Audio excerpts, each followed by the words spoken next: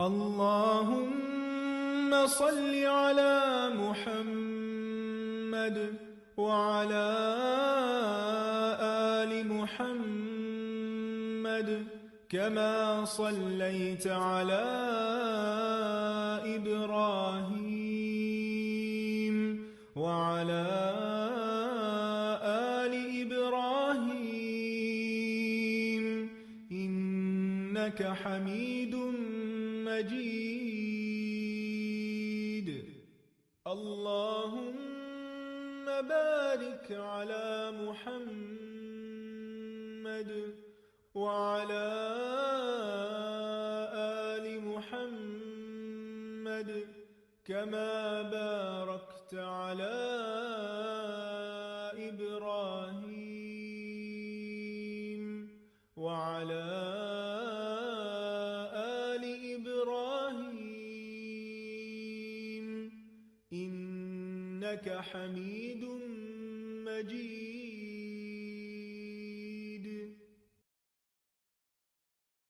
أعوذ بالله من الشيطان الرجيم. بسم الله الرحمن الرحيم. الحمد لله رب العالمين الرحمن الرحيم مالك يوم الدين. إياك نعبد وإياك نستعين. اهدنا الصراط المستقيم صراط الذين أنعمت عليهم غير المغضوب عليهم ولا الضالين.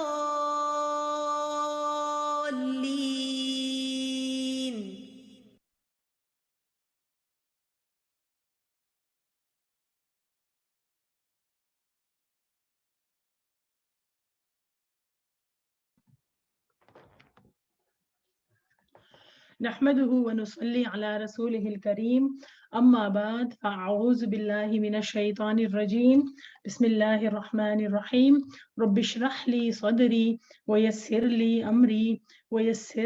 أمري واحلل عقدة من لساني يفقهوا قولي.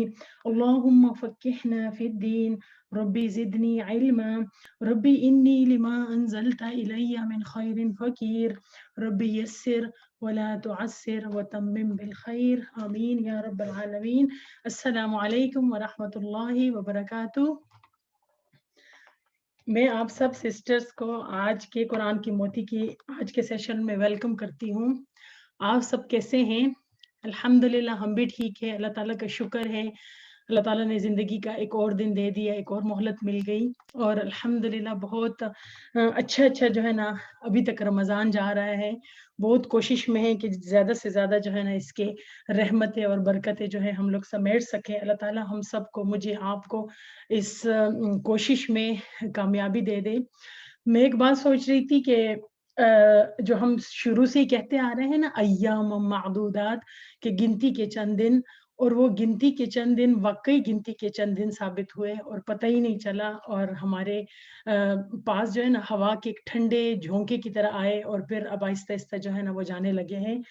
تو میں تو سوچتی ہوں میرے دل کو کچھ ہونے لگتا ہے، اور حقیقت میں آنکھوں میں آنسو آ جاتے ہیں رمضان کی جدائی کے اوپر. لیکن اللہ تعالیٰ کا بہت شکر ہے کہ اللہ تعالیٰ نے اب آگے چل کے ہمیں طاقت عطا فرما دی ہے، اور انشاءاللہ ہم ان 10 دنوں میں خوب محنت کرنے کی کوشش کریں گے تاکہ اللہ تعالیٰ ہماری ساری گناہوں کو معاف کر دے، اور ہم جو ہے نا رمضان کے بعد ایسے ہی ہو جائیں جیسے گناہوں سے پاک صاف، جیسے ماں کے پیٹ سے ایک بچہ پیدا ہوا ہوتا ہے. تو ان ایام معدودات کو جو ہے نا اب جو تھوڑے سے دن رہ گئے ان کو ضائع نہیں کرنا، اور اس کو ذرا آگے اپنی زندگی کے اوپر اگر ہم اپلائی کریں تو صرف رمضان تک نہیں. اب میں اپنے آپ کو یہ ریمائنڈر دے رہی ہوں کہ میں نے جو ہے نا ڈیلی بیسس پہ خود کو یاد دلاتے رہنا ہے کہ زندگی زیادہ گزر گئی اور تھوڑی رہ گئی ہے، اور میری زندگی کے صرف ایام معدودات رہ گئے ہیں، تھوڑے سے گنتی کے چند دن، اور ان چند دنوں میں زندگی کے میں نے بہت کوشش کرنی ہے کہ میں ویسے ہی اپنی زندگی کو گزارنے کی کوشش کروں جیسے میرے اللہ نے میرے سے مطالبہ کیا ہے اور جیسے میرے نبی نے مجھے اس کا طریقہ اور راستہ دکھایا ہے. تو انشاءاللہ آج کی سیشن میں جو ہے نا آپ سب کو پتہ ہے نا کہ ہم ایک چھوٹی سی بک پڑھ رہے ہیں اور یہ بڑی خوبصورت گرین کلر کی بک میرے سامنے پڑی ہوئی ہے. محمد رسول اللہ صلی اللہ علیہ وسلم کے معمولات اور معاملات کہ آپ صلی اللہ علیہ وسلم کی زندگی کیسے تھی. اور میں تو آپ سب کو ریکمینڈ کروں گی کہ اگر یہ بک آپ کے پاس ہے نا گھر میں تو اس کو اپنے بیگ میں رکھ لیں, اپنے سامنے کہیں رکھیں, الماری میں نہیں رکھنی, نہ اسٹڈی میں رکھنی ہے کیونکہ اس کے بعد ہم بھول جاتے ہیں. اور اس کو تھوڑی ٹائم کے بعد جو ہے نا دہراتے رہے, دیکھتے رہے. چھوٹے چھوٹے ٹاپکس ہیں کہ وہ کون سی چیزیں ہیں جو اب میری زندگی میں ہیں یا پھر میں اس کو جو ہے نا بھول گئی ہوں. تو آج انشاءاللہ ہم پڑھیں گے کہ ہمارے نبی صلی اللہ علیہ وسلم کی چال ڈھال جو تھی وہ کیسی تھی, آپ صلی اللہ علیہ وسلم کس طرح سے رہتے ہوتے تھے. تو آپ صلی اللہ علیہ وسلم کی چال ڈھال باوقار اور پرسکون تھی. جب چلتے تو پیچھے مڑ کر نہ دیکھتے. جیسے بعض لوگوں کی عادت ہوتی ہے نا پیچھے مڑ کے دیکھ رہے ہوتے ہیں. ہمارے نبی کا کیا طریقہ تھا, ہم نے وہی طریقہ کرنا ہے نا جو ہمارے نبی کا طریقہ تھا. تو آپ صلی اللہ علیہ وسلم جب چلتے تھے تو پیچھے مڑ کر نہ دیکھتے تھے. اور اس کا فائدہ کیا ہے کہ آگے آگے چل رہے ہیں اور پیچھے سے جو پیچھے دیکھتے جا رہے ہیں تو ہو سکتا ہے کسی سے بڑی زوردار قسم کی ٹکر بھی آپ کی لگ جائے. تو اس چیز سے جو ہے نا ہمیں بچنے کی کوشش کرنی ہے کہ جیسے میرے نبی چلتے تھے تو اس طرح سے میں بھی چلنے کی کوشش کروں. سیدھا چلتے اور یوں لگتا جیسے زمین سامنے سے طے ہو رہی ہو یا آپ صلی اللہ علیہ وسلم پہاڑی کے ڈھلوان سے اتر رہے ہو. مطلب قدموں کو ایسے زمین پر جما کر رکھتے تھے کہ جیسے پہاڑی کے اوپر سے اتر رہے ہو. کبھی جوتا پہن کر اور کبھی ننگے پاؤں بھی چلتے تھے. مطلب کبھی جوتا پہن بھی لیتے تھے اور کبھی ننگے پاؤں بھی چلتے تھے, کیونکہ ننگے پاؤں چلنا بھی آپ نے کبھی چل کے دیکھا ہے نا اسپیشل کبھی ٹھنڈی گھاس پہ صبح کے ٹائم, تو وہ جسم کو بہت سکون ملتا ہے اس کی وجہ سے. اور اسپیشل گھر میں بھی اگر ہم ٹھنڈے فرش پہ یا ایسی جوتے کے بغیر چلے تو یہ بھی بہت اچھا ایک طریقہ ہے, سنت طریقہ ہے. اور اس کے ذریعے سے جو ہے نا جاپان میں ایک ریسرچ ہوئی ہے کہ وہاں کے بچے جو ہے نا جوتوں کے بغیر اسکول میں رہتے ہیں, ان کو جوتا پہننے کی ضرورت نہیں ہوتی یا پھر اجازت ان کو نہیں ہوتی. تو وہی بات ہے کہ ہمارے طریقے غیروں نے اپنا لی اور وہ کامیابی حاصل کر رہے ہیں. تو یہ بات ناپسندیدہ تھی کہ کوئی آپ صلی اللہ علیہ وسلم کے پیچھے چلے. مطلب کوئی جب آپ صلی اللہ علیہ وسلم چل رہے ہیں وہ کر رہے ہیں تو یا تو آپ کے ساتھ چلا جائے یا آپ سے آگے ہو بے شک, لیکن پیچھے کوئی نہ چلے. یا آپ صلی اللہ علیہ وسلم جو ہے نا اس چیز کو پسند نہیں کرتے تھے. یہ ساری چیزیں جو ہے نا جو ہم لوگ پڑھ رہے ہیں ہمارے نبی کے طور طریقے, چال ڈھال, سونا جاگنا اور جتنے بھی ہم پیچھے سے کور کر رہے ہیں اس بک کو, تو اتنی سبحان اللہ خوبصورت بات ہے کہ قرآن میں بھی یہ چیز آتی ہے. اللہ تعالیٰ فرماتے ہیں کہ اگر تم مجھ سے محبت کرتے ہو تو میرے نبی کی اتباع کرو. یعنی نبی کی اطاعت اللہ کی محبت حاصل کرنے کا ذریعہ ہے. اور ساتھ ہی ساتھ اللہ تعالیٰ یہ بھی خوشخبری قرآن میں ہمیں دے رہے ہیں کہ تمہارے اس طریقے سے گناہ معاف ہو جائیں گے. اگر تم اپنے نبی کے طریقے پر چلو گے تو سارے گناہ تمہارے معاف ہو جائیں گے اور ساتھ ہی ساتھ اللہ کی محبت بھی حاصل ہوگی. اس کے علاوہ ایک اور ٹاپک ہے ہمارے پاس چھوٹا سا کہ لباس, آپ صلی اللہ علیہ وسلم کا لباس مبارک کیسا تھا. ہم سب لباس کے معاملے میں ذرا زیادہ ہی جو ہے نا حساس ہوتے ہیں. تو جس قسم کا لباس میرے نبی کو میسر ہوتا پہن لیتے تھے. ہم ایسے کرتے, کوئی نخرہ نہیں, کوئی کچھ نہیں, اور دو جہانوں کے سردار اللہ کے محبوب بندے پوری دنیا کے لیے رحمت بن کر آئے. اور سادگی کی انتہا ہے کہ جس قسم کا لباس اور کپڑا میسر ہوتا پہن لیتے. سوتی, کتانی, اون, بہتر سے بہتر اور پیوند لگا لباس بھی پہن لیتے تھے. کوئی اس چیز میں آپ صلی اللہ علیہ وسلم کو وہ محسوس نہیں ہوتی تھی کہ لوگ کیا کہیں گے. ہماری زندگی جو سب سے زیادہ خرابی ہے جس چیز سے آتی ہے وہ یہی ہوتی ہے نا کہ لوگ میرے بارے میں کیا کہیں گے. لیکن آپ صلی اللہ علیہ وسلم جو ہے نا ان ساری باتوں سے بے پرواہ پیوند لگا لباس بھی پہن لیتے تھے. اور اس کے علاوہ غرور, تکبر اور شہرت کے لباس کی مذمت فرماتے. یہ بہت امپورٹنٹ جملہ ہے کہ شہرت کا لباس کا لفظ سنتے ہی آپ کے دماغ میں کیا آتا ہے, آپ کے ذہن میں کیا آتا ہے کہ آج کل جیسے چل رہا ہے نا سارا برانڈڈ کپڑے, کسی کپڑے کے اوپر برانڈ کا ایک خاص ٹیگ لگا ہوا ہے تو تبھی وہ کپڑا میرے دل کو چاہتا ہے کہ میں اس کو پہن لوں. ہے صوبیہ نذیر اور عاصم جوفا سے تم نیچے آتے ہی نہیں ہیں. کہ کبھی جو ہے نا، اور جن لوگوں کو اس چیز کا ہوتے جی ایک آپ صحیح کہہ رہی ہے ماریہ بھی، تو مجھے لگتا ہے اب جو ہے نا اس کو اتنا وہ نہیں ہے، لیکن جو بہت زیادہ ہم کریزی ہو جاتے ہیں نا کہ مہنگا سے مہنگا، مطلب دو تین چار $400 جو ہے نا ہم ایک جوڑے کے اوپر آرام سے خرچ کر دیتے، اور میرا دل بھی نہیں دکھتا اس بات کے اوپر. حالانکہ اپنے نبی کی زندگی کو اگر ہم دیکھیں نا تو وہ پیوند لگے لباس پہنا کرتے تھے، حالانکہ ان کے لیے کوئی کمی نہیں تھی. تو اس چیز کے اوپر جو ہے نا بہت زیادہ سوچنے کی ضرورت ہے، کیونکہ آج کل ہم انسانوں کی قیمت جو ہے نا لباس سے لگاتے ہیں. جس انسان کی ٹپ ٹاپ ذرا زیادہ ہوگی نا، لش پش جس کو کہتے ہیں، اور کوئی برانڈیڈ کپڑا اس نے پہنا ہوگا، تو وہی بندہ جو ہے نا اس کی ساری ہر طرف واہ واہ بھی ہوگی، اس کی عزت اور تکریم بھی زیادہ ہوگی. حالانکہ تقوی کے اوپر جو ہے نا وہ فوقیت اللہ تعالیٰ کی نظر میں وہ بندہ زیادہ قریب اور محبوب ہے جس کے اندر تقوی زیادہ ہے. لباس کی کوئی اہمیت نہیں ہے. لباس تو بس صرف جسم کو ڈھکنے کے لیے اور ڈھانپنے کے لیے اور سردی گرمی سے بچانے کے لیے ہوتا ہے، لیکن لباس کو ہم نے بہت غلط جگہ پہ غلط طریقے سے جو ہے نا اس کو وہ کیا ہے کہ کوئی برانڈیڈ کپڑا ہوگا تو وہ بندہ جو ہے نا کوئی کمال کا بندہ ہوگا، ورنہ تو جو ہے نا میری نظر میں اس بندے کی پھر کوئی اہمیت نہیں ہونی. لباس جو ہے نا اس انسانوں کی قیمت لباس سے نہیں لگانی کہ لباس کون سا ہے. اور اگر آپ نے دیکھا ہوگا تو مرد حضرات جو ہے نا، ہمارے بھائی شوہر جتنے بھی ہمارے مرد حضرات ہیں، تو وہ ان چیزوں کی مجھے لگتا ہے اتنی زیادہ پرواہ نہیں کرتے. یہ مرض جو ہے نا زیادہ خواتین میں پایا جاتا ہے کہ برانڈ کیا ہے اور کپڑا کیسا ہے اور کتنا خوبصورت لگ رہا ہے، اور ٹائم کتنا زیادہ اس چیز کے اوپر ویسٹ ہوتا ہے، بہت زیادہ ٹائم لگتا ہے اس چیز کے اوپر. اور میں نے تو یہ چیز بھی نوٹ کی کہ اب تو ابایوں کے اوپر بھی جو ہے نا اس چیز کا وہ آہستہ آہستہ ٹرینڈ بنتا جا رہا ہے کہ کس کمپنی کا مونوگرام اس کے اوپر لگا ہوا ہے، اس کی قیمت کا اندازہ جو ہے نا اس ٹیگ سے لگایا جاتا ہے کہ وہ کس کمپنی سے آیا ہے اور کس برانڈ کا ہے.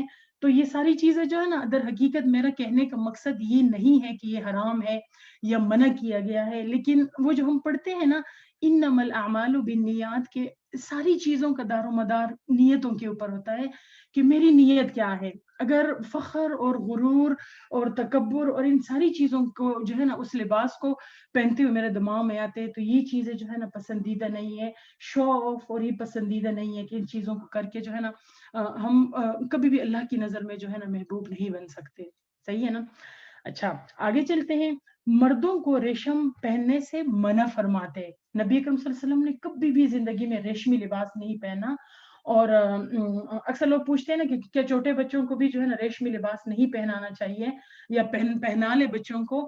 تو بچپن ہی سے جو ہے نا بچوں کی آتی ہے پختہ کرنے کی ضرورت ہوتی ہے. تو اس وجہ سے جو بچوں کے لیے بھی حرام ہے. اگر مردوں کے لیے حرام ہے نا، جیسے چھوٹا بچہ جیسے ہوتا ہے نا تو ان کے لیے سونا، مرد ہے مطلب لڑکا ہے تو ان کو کبھی بھی سونا پہنانے کی کوشش نہ کرے، حرام ہے ان کے لیے. ریشمی لباس نہ پہنائے، حرام ہے ان کے لیے. کیوں؟ اس وجہ سے کہ میرے نبی نے اس کو منع کیا، بس حرام ہے ہمارے لیے، اللہ نے منع کیا ہوا ہے. اور اگر بچپن سے ہم ان چیزوں کا خیال نہیں کریں. ایک سسٹر نے مجھے بتایا بڑی خوبصورت بات ہے کہ کہتی ہے میں نے کہیں سنا کہ بالکل ریڈ کلر کی جو شرٹ ہوتی ہے یا کلر ہے نا وہ مردوں کے لیے حرام ہے. میں نے حدیث میں پڑھا ہے. کہتی ہے میرا اتنا دل کرتا ہے میں اپنے بچے کو جو ہے نا ریڈ کلر کا کوئی کرتا پہناؤں، کوئی شرٹ پہناؤں، لیکن نہیں پہناتی. اس وجہ سے میرے نبی نے منع کیا، میں نے نہیں پہنانا اس کو. تو یہ اس چیز کو کہتے ہیں نا کہ یہ تقوی ہے اور ان چیزوں سے ہمیں کیسے بچنا ہے. اس کے علاوہ آپ صلی اللہ علیہ وسلم کو کپڑوں میں کرتا پسند تھا. پوری آستین زیبتن فرماتے. امامہ کبھی ٹوپی کے ساتھ اور کبھی بغیر ٹوپی کے بھی استعمال فرماتے. چاندی کی انگوٹھی پہنتے. عمومی طور پر سبز رنگ پسند تھا. سبز رنگ جو ہے نا آپ صلی اللہ علیہ وسلم پسند فرماتے تھے. آگے اور چھوٹا سا ہمارے پاس ٹاپک ہے سفر اور سواری. گھوڑے، اونٹ، خچر اور گدھے سب پر سواری کر لیتے تھے. کبھی زین کے ساتھ، کبھی ننگی پیٹھ پر، کبھی آگے یا پیچھے، کسی اور کو بھی ساتھ بٹھا لیتے تھے. اکثر سواری پر نفل نماز ادا کرتے. جمعرات کے دن سفر کرنا پسند تھا اور سفر سے واپسی پر آئبونا تائبونا عابدونا لربنا حامدون کہتے اور گھر جانے سے پہلے مسجد میں 2 رکعت نفل نماز ادا کرتے تھے.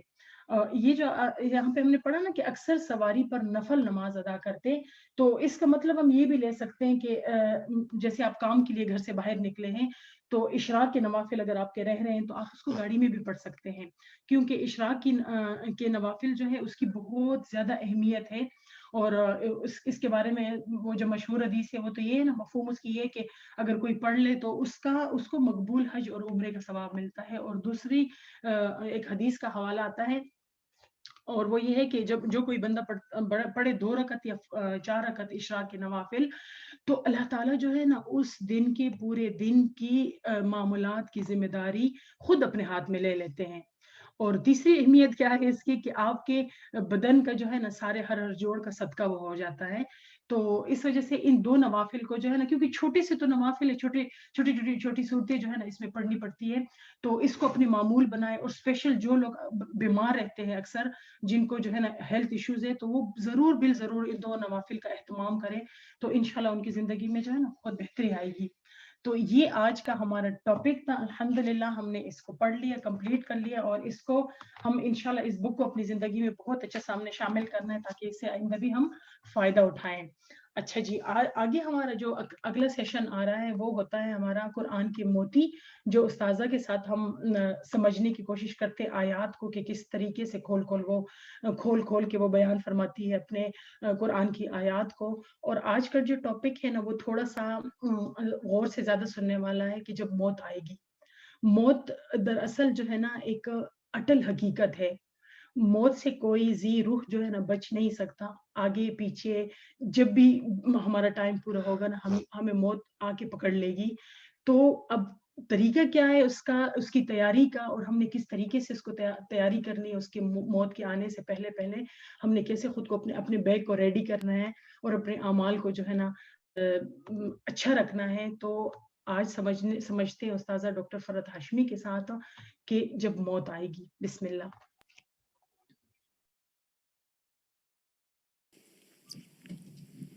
السلام علیکم ورحمۃ اللہ وبرکاتہ.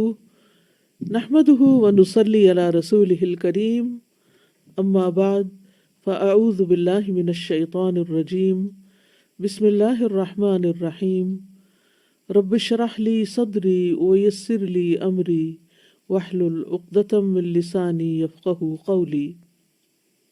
وجاءت سكرة الموت بالحق ذلك ما كنت منه تحيد. وجاءت سکرۃ الموت بالحق ذلک ما کنت منہ تحید. آ پہنچی موت کی سختی کے ساتھ حق کے.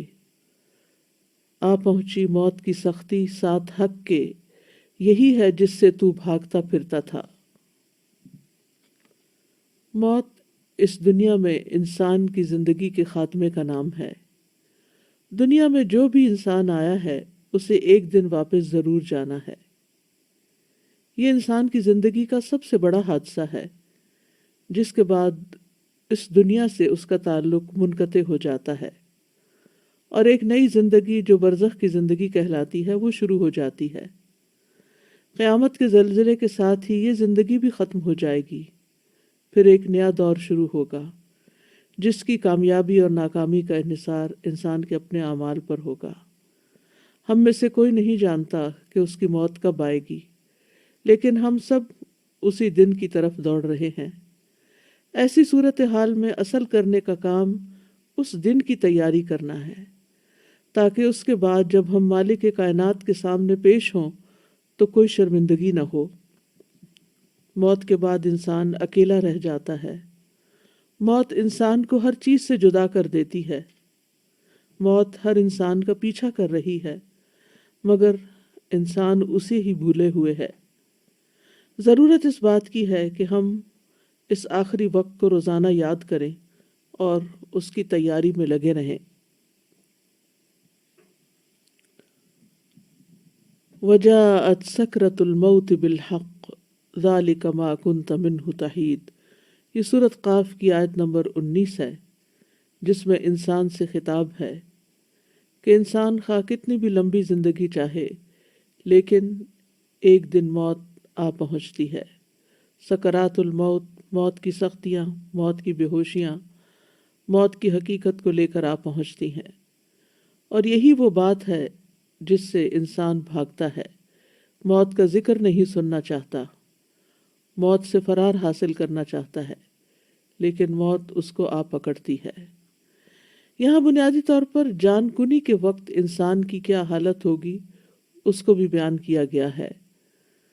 وجاءت سکرۃ الموت بالحق، یعنی ہر انسان کے لیے موت کی سختی اور شدت اور اس کا چمٹنا اور اس کی تکلیف، یہ سب کچھ حق کے ساتھ مل کر آ چکا ہے، اور اس میں کوئی شک نہیں اور اس کے ساتھ کوئی جھوٹ نہیں ہے۔ سکرہ کیا چیز ہے؟ یہ وہ سختی ہے جو عقل کو ختم کر دیتی ہے۔ سکر کے بارے میں راغب الاصفہانی کہتے ہیں، یہ ایسی حالت ہوتی ہے جو انسان اور اس کی عقل کے درمیان حائل ہو جاتی ہے، یعنی انسان کی عقل ماری جاتی ہے، اور اکثر یہ چیز نشہ پیدا کرنے والے مشروب میں استعمال کی جاتی، یعنی انسان ہوش میں نہیں رہتا، جیسے کوئی ڈرنک ہو گیا ہو۔ سکر کو غصے کے معنی میں بھی استعمال کیا جاتا ہے، بس کہا جاتا ہے کہ غصے، عشق، تکلیف اور اونگ نے نشے میں ڈال دیا، یعنی انسان کی مت ماری گئی۔ اور سکرۃ الموت یہ وہ غشی ہے جو تکلیف سے پیدا ہوتی ہے۔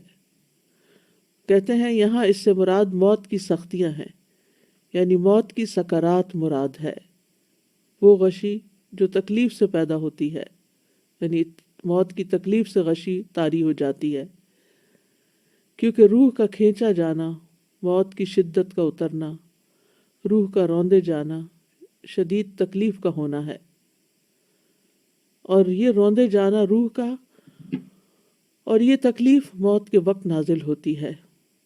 موت کی یہ سختیاں ہر انسان کو بے ہوشی میں ڈال دیتی ہیں اور اس کی عقل ختم کر دیتی ہیں، انسان پر غالب آ جاتی ہیں۔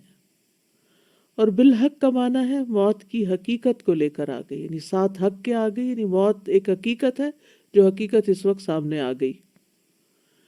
ایک اور قول ہے کہ آخرت کا معاملہ برحق ہے، یہاں تک کہ وہ انسان کے لیے موت کے وقت واضح ہو جاتا ہے، اس کو اپنی آنکھوں سے دیکھ لیتا ہے۔ ایک اور قول یہ بھی ہے کہ وہ چیز حق ہے جس طرف انسان کا معاملہ لوٹ کر جاتا ہے، یعنی خوش نصیبی کی طرف یا بدبختی کی طرف۔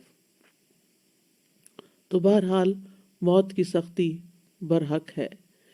انسان جب تک زندہ ہوتا ہے اس کے اقوال، اس کے افعال لکھے چلے جاتے ہیں تاکہ ان پر اس کا محاسبہ کیا جا سکے، پھر اس کو موت آ جاتی ہے۔ پھر یہ وہ موت ہے جس کو وہ حق کے ظاہر ہوتے ہی دیکھ لیتا ہے، یعنی اس کی حقیقت سامنے آتے ہی اس کا مشاہدہ کرتا ہے اور اس کو اسی صورت میں دیکھتا ہے جس صورت میں اللہ نے اس سے وعدہ کیا ہے۔ اور ایک قول یہ بھی ہے کہ یہاں حق سے مراد بذات خود موت ہے۔ اس کو حق اس لیے کہا گیا ہے کہ ہر انسان موت کا حقدار ہوتا ہے، یا آخرت کے گھر کا جو کہ برحق ہے اور اس کی طرف اس کو منتقل ہونا ہے۔ ذالک ما کنت منہ تحید، یہی وہ چیز ہے، یعنی موت جو ہر زندہ چیز کی انتہا ہے۔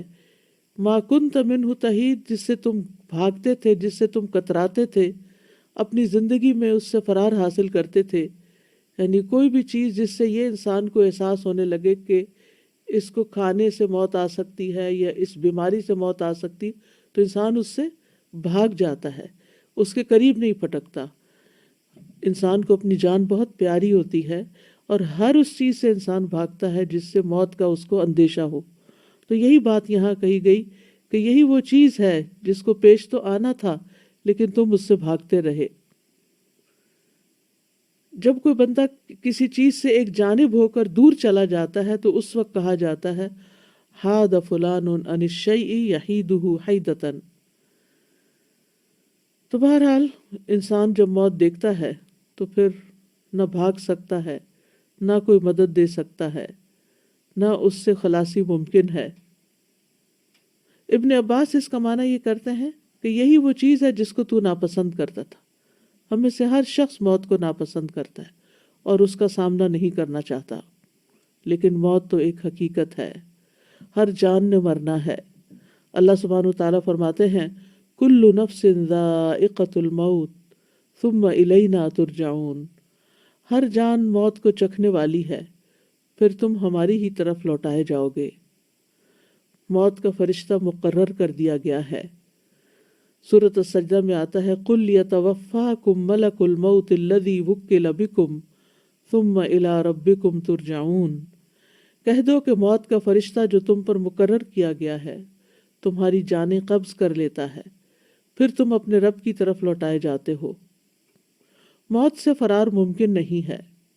سورۃ الجمعہ میں آتا ہے قل ان الموت الذی تفرون منہ فانہ ملاقیکم ثم تردون الی عالم الغیب والشہادۃ فینبئکم بما کنتم تعملون، کہہ دو بلا شبہ وہ موت جس سے تم بھاگتے ہو یقیناً وہ تم سے ملنے والی ہے، یعنی انسان جتنا بھی بھاگ لے لیکن وہ تو سامنے سے آ رہی ہے، پھر تم ہر پوشیدہ اور ظاہر چیز کو جاننے والے کی طرف لوٹائے جاؤ گے تو وہ تمہیں بتائے گا کہ تم کیا کچھ کرتے رہے ہو۔ یعنی موت کس لیے رکھی گئی؟ تاکہ یہ دیکھا جائے کہ موت سے پہلے کی زندگی میں انسان نے کیا کام کیے ہیں، ان کا حساب کیا جائے اور اس پر اس کو جزا یا سزا دی جائے۔ کوئی بھی ذی روح موت سے نہیں بچ سکتا، کوئی بھی۔ سورۃ النساء میں آتا ہے اینما تکونوا یدرککم الموت ولو کنتم فی بروج مشیدہ، جہاں کہیں بھی تم ہو موت تمہیں آ ہی لے گی، خواہ تم مضبوط قلعوں میں محفوظ ہو جاؤ، موت وہاں بھی پہنچ جائے گی۔ یعنی کیسی بھی خوراک کھا لو، کیسے بھی گھر میں رہ لو، کیسے بھی علاج کروا لو، کیسی بھی سہولتیں تمہیں میسر ہوں، لیکن موت جس وقت آنی ہے وہ آ جائے گی، کوئی اس سے بچ نہیں سکتا۔ وَلَن يُؤَخِّرَ اللَّهُ نَفْسًا إِذَا جَاءَ أَجَلُهَا وَاللَّهُ خَبِيرٌ بِمَا تَعْمَلُونَ، اور اللہ کسی جان کو ہرگز مہلت نہیں دے گا جب اس کا وقت آ گیا، اور اللہ اس سے پوری طرح باخبر ہے جو تم کر رہے ہو۔ یعنی تمہارے روزمرہ کے اعمال بھی اللہ تعالیٰ کے سامنے ہیں۔ انس رضی اللہ عنہ سے روایت ہے، وہ کہتے ہیں کہ فاطمہ رضی اللہ تعالیٰ عنہ نے کہا جب رسول اللہ صلی اللہ علیہ وسلم نے موت کی شدت محسوس کی، جو بھی محسوس کی، تو فاطمہ رضی اللہ عنہ کہنے لگی ہائے تکلیف، یعنی ہائے میرے باپ کو تکلیف ہو رہی ہے۔ رسول اللہ صلی اللہ علیہ وسلم نے فرمایا اے میری بیٹی، تمہارے باپ پر وہ وقت آ گیا ہے کہ اللہ اس سے کسی کو بھی چھوڑنے والا نہیں قیامت کے دن کی ملاقات کے لیے، کیونکہ اللہ سے ملاقات اس کے بعد ہی ہو سکتی ہے۔ انبیاء سارے کے سارے دنیا سے چلے گئے۔ رسول اللہ صلی اللہ علیہ وسلم نے فرمایا جبریل میرے پاس آئے اور کہا اے محمد صلی اللہ علیہ وسلم، جیسے چاہو زندگی گزارو، بالآخر تو مرنا ہے، جس کو چاہو اپنا محبوب بنا لو، یقیناً تجھے بالآخر اس سے جدا تو ہونا ہے۔ یعنی ایک نہ ایک دن وہ ساری چیزیں جن کو ہم بہت عزیز رکھتے ہیں، جو ہماری بہت پسندیدہ ہیں، چاہے انسان ہے یا غیر انسان، وہ سب کو چھوڑنا تو ہے ہی۔ موت انسان کو گھیرے ہوئے ہے۔ عبداللہ رضی اللہ عنہ کہتے ہیں کہ نبی صلی اللہ علیہ وسلم نے ایک سکوئر بنایا، 4 کونوں والا خط کھینچا، پھر اس کے درمیان یعنی سینٹر میں ہاف کر کے ایک خط کھینچا جو اس سکوئر سے باہر نکل رہا تھا۔ اس کے بعد درمیان والے خط کے اس حصے میں جو چوکٹے کے درمیان میں تھا چھوٹے چھوٹے بہت سے خطوط کھینچے، اندر اس کے لکیریں لگائیں، اور پھر فرمایا یہ انسان ہے اور یہ اس کی موت ہے جو اسے گھیرے ہوئے ہے، اور یہ جو بیچ کا خط باہر نکلا ہوا یہ اس کی امید ہے، یعنی سکوئر سے باہر جو نکلا ہوا ہے، اور یہ جو چھوٹے چھوٹے خط اس کے اوپر ہیں، اس لکیر کے اوپر، یہ اس کی دنیاوی مشکلات ہیں۔ یعنی سکوئر ہے، درمیان میں ایک لکیر ہے جو سکوئر سے باہر نکل رہی ہے، اس لکیر کے اوپر چھوٹے چھوٹے اپوزٹ سائڈ پر خط یعنی کہ لکیریں لگی ہوئی ہیں، اور یہ اس کی مشکلات ہے۔ یعنی انسان یوں جا رہا ہے، پھر ایک رکاوٹ آتی، پھر اس کو پار کرتا ہے، پھر اگلی آ جاتی، پھر اگلی، پھر اگلی، پھر اگلی، موت تک یہی ہوتا ہے، لیکن پھر بھی وہ امید نہیں ہارتا، وہ چاہتا ہے کہ لمبی عمر جیے، اور اس چوکٹے سے باہر بھی اس کی امیدیں جا رہی ہیں۔ بس جب انسان ایک مشکل سے بچ کر نکلتا ہے تو دوسری میں پھنس جاتا ہے، اور دوسری سے نکلتا ہے تو تیسری میں پھنس جاتا ہے۔ مطرف بن عبداللہ شخیر اپنے والد سے روایت کرتے ہیں کہ نبی صلی اللہ علیہ وسلم نے فرمایا ابن آدم کی شکل و صورت یوں دکھائی گئی ہے کہ اس کے آس پاس 99 موتیں ہیں، یعنی 99 حادثات اور مصیبتیں اس کے آس پاس ہیں، اللہ اس کو بچائے رکھتا ہے، اور جب موت کا وقت آتا ہے تو وہ ختم ہو جاتے ہیں۔ اگر وہ موتیں اس سے خطا کر بھی جائیں تو وہ انتہائی درجے کے بڑھاپے کا شکار ہوتا ہے، حتیٰ کہ مر جاتا ہے۔ موت کا وقت اور جگہ بھی مقرر ہے۔ وما كان لنفس ان تموت الا باذن اللہ کتابا مؤجلا، اور کسی جان کے لیے ممکن نہیں کہ اللہ کے حکم کے بغیر مر جائے، لکھے ہوئے کے مطابق جس کا وقت مقرر ہے۔ سورۃ النحل میں آتا ہے فَإِذَا جَاءَ أَجَلُهُمْ لَا يَسْتَأْخِرُونَ سَاعَةً وَلَا يَسْتَقْدِمُونَ، پھر جب اس کا وقت آ جائے گا تو ایک گھڑی نہ پیچھے رہ سکتے ہیں نہ آگے بڑھ سکتے ہیں، جس وقت دم نکلنا ہے اسی وقت نکلے گا۔ مطر بن اقامس کہتے ہیں کہ رسول اللہ صلی اللہ علیہ وسلم نے فرمایا، جب کسی خاص جگہ میں کسی کو موت دینے کا فیصلہ کر دیا جاتا ہے تو وہ جگہ اس کے لیے محبوب بنا دی جاتی ہے اور وہاں اس کی کوئی ضرورت پیدا کر دی جاتی ہے، اور پھر انسان کیا کرتا ہے؟ ہم دیکھتے ہیں، ہمارا مشاہدہ ہے کہ انسان اس جگہ پہنچ جاتا ہے، یا کوئی ایکسیڈنٹ ہو جاتا ہے، یا پھر ویسے بیماری کوئی آ جاتی ہے اور پھر وہ موت آ جاتی ہے۔ وہ تو ایک بہانہ ہوتا ہے، لیکن یہ ہے کہ انسان یعنی جو تکلیف آنی ہے انسان کو پتہ بھی نہیں چلتا، اور انسان سے وہی غلطی ہوتی ہے جس سے وہ عرصہ دراز سے بچ رہا ہوتا ہے۔ کتنی بیماریاں اچانک حملہ کرتی ہیں، پھر انسان کہتا ہے یہ فلاں چیز کھا لی، فلاں کام کر لیا، فلاں وجہ بن گئی، لیکن یہ سب بہانے ہیں۔ اصل تو یہ ہے کہ موت کا وقت اور جگہ مقرر ہے۔ موت سب سے خوفناک مصیبت ہے۔ شداد بن اوس کہتے ہیں کہ مومن کے لیے موت دنیا اور آخرت کی سب سے زیادہ خوفناک اور ہولناک مصیبت ہے، اور یہ ہانڈیوں کے جوش کھانے سے زیادہ شدید ہے۔ اگر کسی میت کو قبر سے زندہ کر دیا جائے اور وہ قبر سے اٹھ کھڑا ہو اور وہ دنیا والوں کو موت کی حقیقت بتائے تو وہ زندگی سے فائدہ نہ اٹھا سکے، نہ نیند کی لذت حاصل کر سکے۔ یعنی اگر مرنے والا یہ بتائے کہ کیسی کیسی تکلیف ہوتی ہے تو دنیا کی جتنی بھی انجوائمنٹس ہیں جینے والوں کی سب ختم ہو جائیں۔ موت کے وقت 3 مصیبتیں ہوتی ہیں۔ نمبر 1، روح کھینچنے کی سختی، کہ جسم کے روئیں سے روح نکلتی ہے۔ نمبر 2، موت کے فرشتے کی صورت کو دیکھنا اور وہ خوف جو اس فرشتے کو دیکھ کر پیدا ہوتا ہے، یعنی جب فرشتہ سامنے آ جاتا ہے جان نکالنے کے لیے تو اسے دیکھ کے انسان ڈر جاتا ہے۔ نمبر 3، ان 2 فرشتوں کو دیکھنا جو حفاظت پر مامور ہیں، وہ بھی اس وقت نظر آتے ہیں۔ تو انسان کے لیے چونکہ پہلا ایکسپیرینس ہوتا ہے فرشتوں کو دیکھنے کا، آخرت میں تو دیکھیں گے ہی، لیکن موت پہلا انسیڈنٹ ہوتا ہے جس میں انسان فرشتوں کو اپنی نیکڈ آئیز کے ساتھ دیکھتا ہے، تو یہ اس کے لیے بہت شاکنگ ہوتا ہے اور اس کو خوف دلاتا ہے۔ پھر موت کی کیفیات میں پنڈلی سے جڑ جاتی ہے۔ قرآن مجید میں آتا ہے کلا اذا بلغت التراقیہ وقیل من راق وظن انہ الفراق والتفت الساق بالساق الی ربک یومئذ المساق۔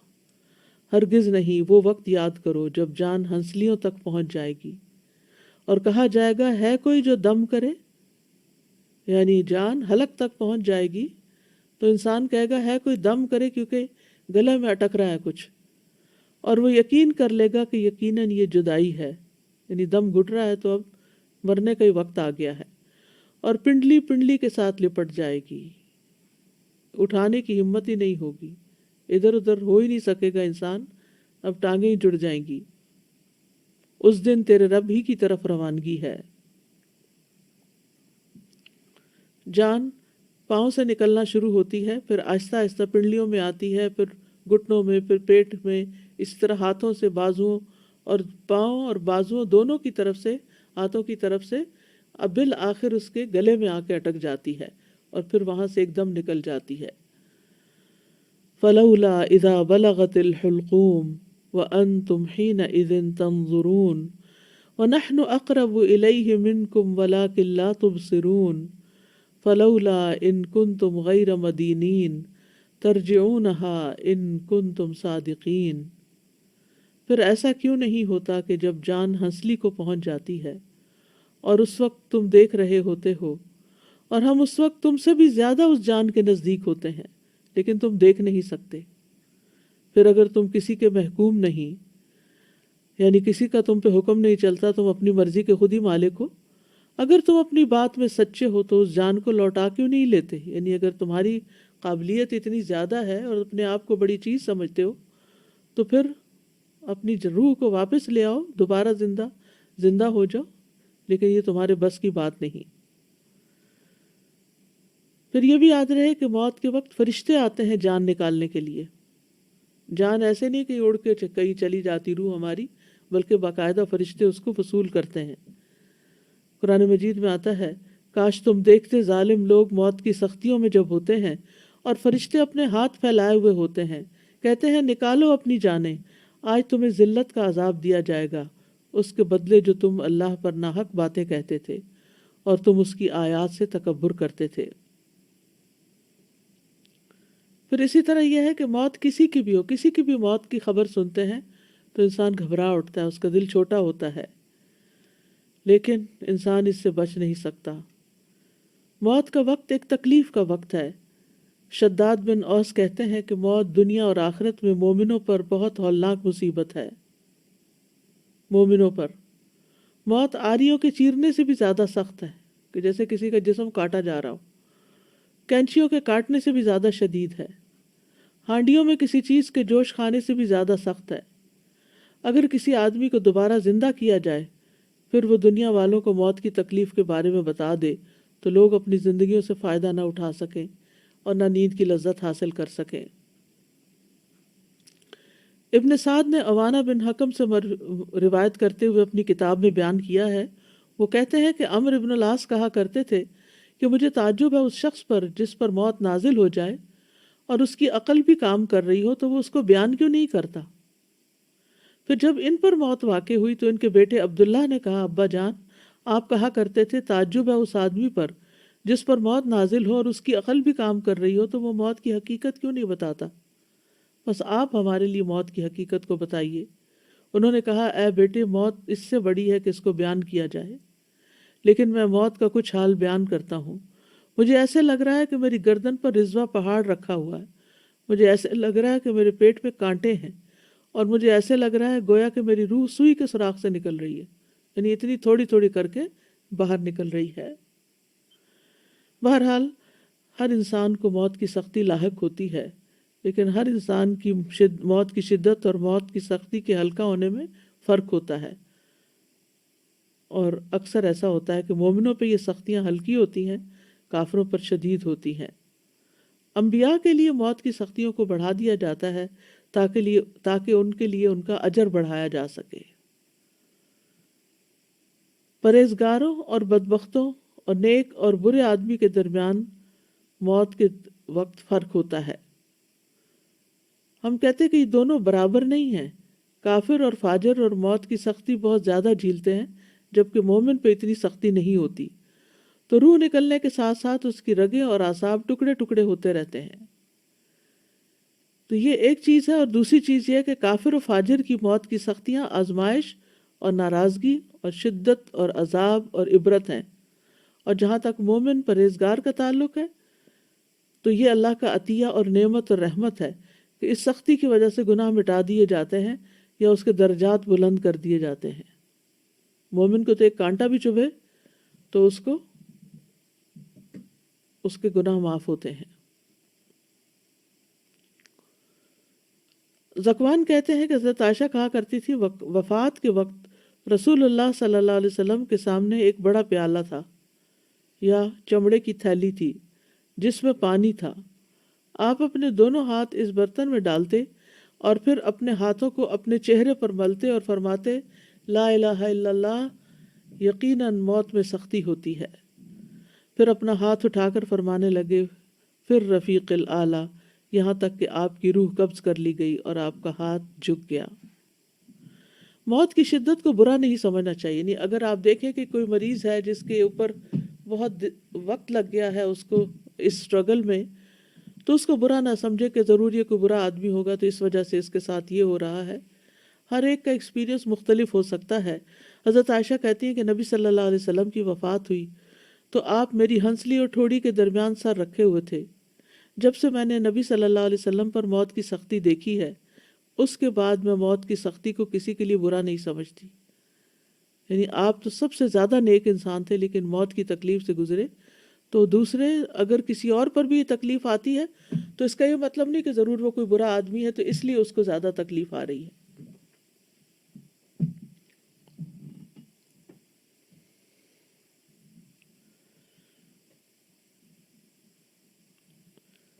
اب سوال یہ پیدا ہوتا ہے کہ موت کی سختی کا سبب کیا ہے، یعنی اتنی شدید کیوں ہے؟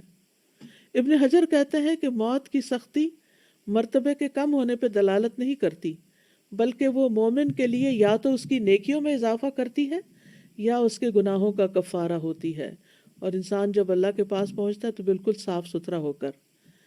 زید بن اسلم اپنے والد سے روایت کرتے ہوئے کہتے ہیں کہ جب مومن کے درجات میں سے کچھ باقی رہ جاتا ہے، یعنی اس نے ان درجوں تک پہنچنا ہے، اللہ نے بڑا ہائی رینک اس کے لیے لکھا ہے، اور وہ اپنے عمل کے ذریعے جنت کے اس درجے تک نہیں پہنچ پاتا، تو اس پر موت کی سختی کو بڑھا دیا جاتا ہے تاکہ وہ موت کی سختیوں اور اس کی مصیبت کی وجہ سے جنت کے اس درجے تک پہنچ جائے۔ مومن کی موت کا منظر کچھ ایسا ہے کہ اللہ تعالیٰ مومن کو موت کی تکلیف دینا پسند نہیں کرتا۔ رسول اللہ صلی اللہ علیہ وسلم نے فرمایا، بے شک اللہ تعالیٰ فرماتا ہے میں جو کام کرنا چاہتا ہوں اس میں مجھے اتنا تردد نہیں ہوتا جتنا کہ مجھے اپنے مومن بندے کی جان نکالنے میں ہوتا ہے۔ وہ موت کو تکلیف کی وجہ سے ناپسند کرتا ہے اور میں بھی اسے تکلیف دینا ناپسند کرتا ہوں۔ مومن موت کے وقت اللہ سے ملاقات کو پسند کرتا ہے، یعنی اللہ سے ناراض نہیں ہوتا۔ شریح بن ہانی کہتے ہیں میں عائشہ رضی اللہ عنہ کی خدمت میں حاضر ہوا تو میں نے عرض کیا، اے ام المومنین، میں نے ابو ہریرہ سے سنا وہ رسول اللہ صلی اللہ علیہ وسلم سے حدیث روایت کرتے ہیں، اگر واقعتاً ایسا ہی ہے تو ہم تو ہلاک ہو جائیں گے۔ تو انہوں نے کہا جو رسول اللہ صلی اللہ علیہ وسلم کے قول سے ہلاک ہو گیا وہ واقعتاً ہلاک ہونے والا ہے۔ وہ حدیث کیا ہے؟ انہوں نے کہا کہ رسول اللہ صلی اللہ علیہ وسلم نے فرمایا، جو اللہ کی ملاقات کو پسند کرے اللہ بھی اس سے ملاقات کرنے کو پسند کرتا ہے، اور جو اللہ کی ملاقات کو ناپسند کرے اللہ بھی اس سے ملاقات کو ناپسند کرتا ہے، حالانکہ ہم میں سے ہر ایک موت کو ناپسند کرتا ہے۔ تو عائشہ رضی اللہ تعالیٰ عنہ نے کہا کہ رسول اللہ صلی اللہ علیہ وسلم نے اسی طرح فرمایا تھا، لیکن اس کا مطلب وہ نہیں جس کی طرف تم چلے گئے ہو، بلکہ جب آنکھ پھٹ جاتی ہے، سینے میں گڑگڑاہٹ پیدا ہو جاتی ہے، رونگٹے کھڑے ہو جاتے ہیں، انگلیاں اکڑ جاتی ہیں، بس اس موقع پر جو اللہ سے ملاقات کرنے کو پسند کرے اللہ بھی اس سے ملاقات کرنے کو پسند کرتا ہے، اور جو اللہ سے ملاقات کرنے کو ناپسند کرے اللہ بھی اس سے ملاقات کرنے کو ناپسند کرتا ہے۔ یعنی وہ جو موت کی شدت کا وقت ہے اس وقت اللہ سے بدگمان نہیں ہونا چاہیے، بلکہ اللہ تعالیٰ سے ملاقات کا شوق دل میں پیدا ہونا چاہیے۔ اللہ تعالیٰ ہمیں وہ عطا کرے جب ہم مریں۔ مومن کی جان جب اس کے پہلوؤں سے نکل رہی ہوتی ہے تو بھی وہ اللہ کا شکر ادا کر رہا ہوتا ہے۔ ابن عباس کہتے ہیں کہ رسول اللہ صلی اللہ علیہ وسلم نے فرمایا، یقیناً مومن کے ہر حال میں خیر ہے، اس کی جان اس کے دو پہلوؤں سے نکل رہی ہوتی ہے اور وہ اللہ عز و جل کی تعریف کر رہا ہوتا ہے۔ حسن بصری کہتے ہیں مومن کے لیے راحت صرف اللہ کی ملاقات میں ہی ہے، اور جس کی راحت اللہ کی ملاقات میں ہو تو اس کی موت کا دن اس کے لیے مسرت اور خوشی اور امن اور عزت اور شرف کا دن ہوگا۔ عبداللہ بن مسعود کہتے ہیں کہ نبی صلی اللہ علیہ وسلم نے فرمایا، بے شک مومن کی روح پسینے سے نکلتی ہے، جبکہ کافر کی روح اس کی باٹ سے نکلتی ہے جیسے گدھے کی روح۔ مرتے ہی سلامتی اور جنت کی بشارت مل جاتی ہے۔ الذین تتوفاہم الملائکۃ طیبین یقولون سلام علیکم ادخلوا الجنۃ بما کنتم تعملون۔ وہ لوگ جو پاک سیرت ہوتے ہیں، فرشتے ان کی روح قبض کرنے آتے ہیں تو کہتے ہیں تم پر سلام ہو، جو اچھے عمل تم کرتے رہے ہو اس کے صلے میں جنت میں داخل ہو جاؤ۔ सूरत अल-फजर में आता है, या अय्यतुहन नफ्सुल मुतमइन्ना इरजी इला रब्बिकी रादियतम मर्दिया फदखुली फी इबादी वदखुली जन्नती। फिर ये कि मोमिन अच्छे तरीके से दुनिया से रुखसत होता है। फ़अम्मा इन कान मिनल मुक़र्रबीन फ़रौहुम व रैहानुम व जन्नतु नईम व अम्मा इन कान मिन अस्हाबिल यमीन फ़सलामुन लक मिन अस्हाबिल यमीन। बस अगर वो मुकर्रबीन में से हो, मुकर्रब बंदों में से, तो उसके लिए राहत और उम्दा रिस्क और नेमत वाली जन्नत है आगे। और लेकिन अगर वो दाएं हाथ वालों में से हुआ तो तुझ पर सलाम कि तू दाएं हाथ वालों में से है। ये फर्क है मुकर्रबीन टॉप क्लास और सेकंड क्लास का। फिर इसी तरह मोमिन का आगे भी बेहतरीन इस्तकबाल होता है। बरा इब्न आज़िब कहते हैं कि नबी सल्लल्लाहु अलैहि वसल्लम ने फरमाया, बेशक मोमिन बंदा जब दुनिया से रुखसत होने और आखिरत के जाने के करीब होता है तो उसकी तरफ आसमान से रोशन चेहरों वाले फरिश्ते आते हैं, गोया कि उनके चेहरे सूरज की तरह हों। उनके पास जन्नत के कफनों में से एक कफन और जन्नत की हुनूत यानी खुशबू में से एक खुशबू होती है, यहाँ तक कि वो उसकी हद निगाह तक बैठ जाते हैं। फिर मलकुल मौत अलैहिस्सलाम आकर उसके सरहाने बैठ जाते हैं और कहते हैं, अय्यतुहन नफ्सुल मुतमइन्ना इरजी उखरुजी इला मग़फ़िरतिम मिनल्लाहि व रिदवान। ए पाकीज़ा नफ्स, अल्लाह की मग़फ़िरत और रज़ामंदी की तरफ निकलो। चुनाचे उसकी रूह बहकर इस तरह निकल जाती है जैसे मुश्कीज़े के मुंह से पानी का कतरा बह जाता है। फिर मलकुल मौत उसे पकड़ लेते हैं और जब वो उसे पकड़ लेते हैं तो दूसरे फरिश्ते पलक झपकने की मिकदार भी उसकी रूह को मलकुल मौत के हाथ में नहीं रहने देते, बल्कि उनसे लेकर उसे कफन में लपेटकर अपनी लाई हुई हनूत मल देते हैं, खुशबू मलते हैं, और उसके जिस्म से ऐसी खुशबू निकलती है जैसे बहुत ही ज़्यादा महकने वाली कस्तूरी की खुशबू जो रूए ज़मीन पर पाई गई हो। फिर फरिश्ते उस रूह को लेकर ऊपर चढ़ जाते हैं। इसके बारे में एक नर्स ने मुझे बताया था जो ऐसे ही वार्ड में होती थी कि इतने 30-35 साल का शायद उसका एक्सपीरियंस था ऐसे लोगों के साथ, यानी जो बिल्कुल मरने के करीब होते हैं। वो कहती है कि एक दफ़ा ऐसा हुआ था कि जब एक मुर्दे की जान निकली एक शख्स की, तो पूरा कमरा खुशबू से भर गया और तकरीबन 15 मिनट तक वो खुशबू वहाँ रही, उसके बाद ख़त्म हो गई। तो डॉक्टर्स भी थे और लोग, यानी सभी इस बात की गवाही दे रहे थे कि बहुत ही ज़बरदस्त किस्म की खुशबू आ रही है। मालूम नहीं उस शख्स का क्या नेक अमल होगा जिसकी वजह से अल्लाह ने उसको चुन लिया। फिर आसमान का सफ़र होता है, यानी जब रूह फरिश्ते अपना कफन लेकर आते हैं, रूह निकाल के कफन में लपेट के ऊपर चले जाते हैं। बरा इब्न आज़िब कहते हैं, नबी सल्लल्लाहु अलैहि वसल्लम ने फरमाया, फरिश्ते उस रूह को लेकर ऊपर चढ़ जाते हैं और फरिश्तों के जिस ग्रोह पर भी उनका गुजर होता है वो पूछता है, मा हाज़ा रूह तय्यब, ये कौन सी पाकीज़ा रूह है, ये पाक रूह कौन है? वो जवाब में कहते हैं, फलां बिन फलां, उसका बेहतरीन नाम बताते हैं जिससे दुनिया में लोग उसे पुकारते थे, हत्ता कि वो उसे लेकर आसमान दुनिया तक पहुंच जाते हैं। वो उसके लिए दरवाज़ा खुलवाते हैं तो उनके लिए दरवाज़ा खोल दिया जाता है, तो हर आसमान के मुकर्रब फरिश्ते उसके साथ साथ चलते हैं आसमान की तरफ जो उसके बाद आता है, इस तरह उसे 7वें आसमान तक पहुंचा दिया जाता है।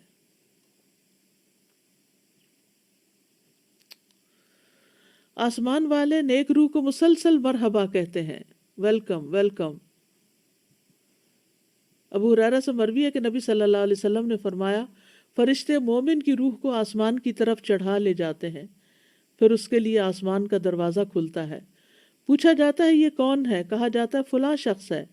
वो कहते हैं, पाक नफ्स को जो पाक बदन में थी, दाखिल हो जाओ ए काबिल तारीफ़, और खुश हो जाओ अल्लाह की रहमत और खुशबू से और उस रब से जो तुझ पर नाराज़ नहीं। बिला शुबा बराबर उसे यही कहा जाता है, यहाँ तक कि रूह आसमान तक पहुँच जाती है जहाँ अल्लाह अज़्ज़ा व जल्ला है। کیا مقام ہے، کیا درجہ ہے۔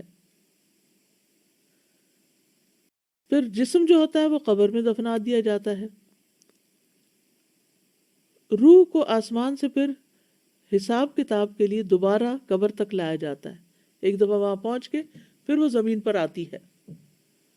برائے ابن عازب کہتے ہیں نبی صلی اللہ علیہ وسلم نے فرمایا جب روح کو 7ویں آسمان تک لے جایا جاتا ہے تو اللہ عز و جل فرماتا ہے میرے بندے کا نام اعمال علیین میں لکھ دو اور اسے واپس زمین کی طرف لے جاؤ، کیونکہ میں نے اپنے بندوں کو زمین کی مٹی سے پیدا کیا، اسی میں لوٹاؤں گا اور اسی سے دوبارہ نکالوں گا۔ چنانچہ اس کی روح جسم میں واپس لوٹا دی جاتی ہے۔ ہاں، شہید کی روح جو ہے وہ جنت کے باغوں میں کھاتی پیتی رہتی ہے۔ مومن میت کا جلد قبر کی طرف جانے کی خواہش کرنا۔ ابو سعید خدری کہتے ہیں کہ نبی صلی اللہ علیہ وسلم فرمایا کرتے تھے کہ جب جنازہ رکھا جاتا ہے پھر لوگ اسے کاندھوں پر اٹھاتے ہیں، اس وقت اگر مرنے والا نیک ہوتا ہے تو کہتا ہے قدمونی قدمونی، مجھے جلدی لے چلو، مجھے جلدی لے چلو، یعنی مجھے میرے انجام تک پہنچاؤ۔ دفنائے جانے کے بعد بھی باہر والوں کے قدموں کی چاپ سنتی ہے میت۔ انس رضی اللہ عنہ سے روایت ہے کہ نبی صلی اللہ علیہ وسلم نے فرمایا آدمی جب قبر میں رکھا جاتا ہے اور دفن کر کے اس کے ساتھی پیٹھ موڑ کر رخصت ہوتے ہیں تو وہ ان کے جوتوں کی آواز بھی سنتا ہے، کیونکہ جب بائی دیٹ ٹائم روح واپس آ چکی ہوتی ہے۔ قبر کی زندگی، قبر آخرت کی منزلوں میں سے سب سے پہلی منزل ہے۔ حضرت عثمان سے روایت ہے کہ رسول اللہ صلی اللہ علیہ وسلم نے فرمایا قبر آخرت کی پہلی منزل ہے، اگر وہاں نجات مل گئی تو اس کے بعد سارے مراحل آسان ہو جائیں گی، اور اگر وہاں نجات نہ ملی تو اس کے بعد سارے مراحل دشوار ہو جائیں گے۔ اور رسول اللہ صلی اللہ علیہ وسلم نے فرمایا اللہ کی قسم میں نے جتنے منظر دیکھے ہیں قبر کا منظر ان سب سے زیادہ ہولناک ہے۔ استغفر اللہ۔ پھر قبر کے اندر سوال کیے جاتے ہیں۔ مرنے والا کہتا ہے مجھے چھوڑ دو، میں نماز پڑھ لوں، یہاں بیٹھو میں نماز پڑھ کے آتا ہوں۔ یقیناً اگر تم ایسا کرو گے پہلے ہمیں اس کے بارے میں خبر دو جس کے بارے میں ہم تم سے سوال کر رہے ہیں۔ وہ کہتے ہیں کہ ٹھہر جاؤ، تم جاؤ گے لیکن پہلے ہمارے سوالوں کا جواب دو۔ قبر کے سوال اور مومن جو ہیں ان کے لیے تو آسان ہے، لیکن غیر مومن کے لیے وہ سوال بہت مشکل ہیں۔ آپ صلی اللہ علیہ وسلم نے فرمایا جب لوگ واپس چلے جاتے ہیں میت کو دفنا کر تو میت ان کے قدموں کی آہٹ سنتی ہے، جبکہ اس سے پوچھا جا رہا ہوتا ہے اے فلاں تیرا رب کون ہے، تیرا دین کیا ہے اور تیرا نبی کون ہے؟ فرمایا اس کے پاس 2 فرشتے آتے ہیں، اسے بٹھا دیتے ہیں اور کہتے ہیں من ربک، تمہارا رب کون ہے؟ وہ کہتا ربی اللہ۔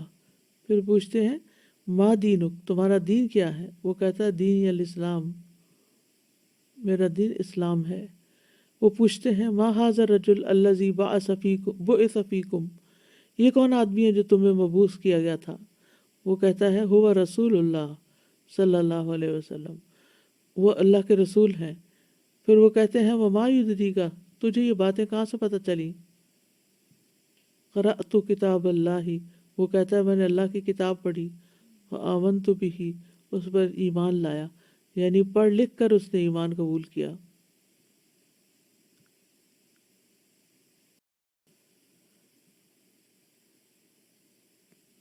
یہ کتنا ضروری ہے پڑھنا لکھنا، کتنا ضروری ہے سوچ سمجھ کے زندگی بسر کرنا۔ یہی سوال جواب اللہ کے اس فرمان کے مصداق ہیں یثبت اللہ الذین آمنوا منکم، یثبت اللہ الذین آمنوا، اللہ ایمان والوں کو ثابت قدمی عطا کرے گا۔ فرمایا پھر آسمان سے منادی کرنے والا آواز لگاتا ہے قد صدق عبدی فافرشوہ من الجنہ وافتحوا لہ بابا الی الجنہ والبسوہ من الجنہ، تحقیق میرے بندے نے سچ کہا، اسے جنت کا بستر بچھا دو، اس کو جنت کا لباس پہنا دو، اس کے لیے جنت کی طرف سے دروازہ کھول دو۔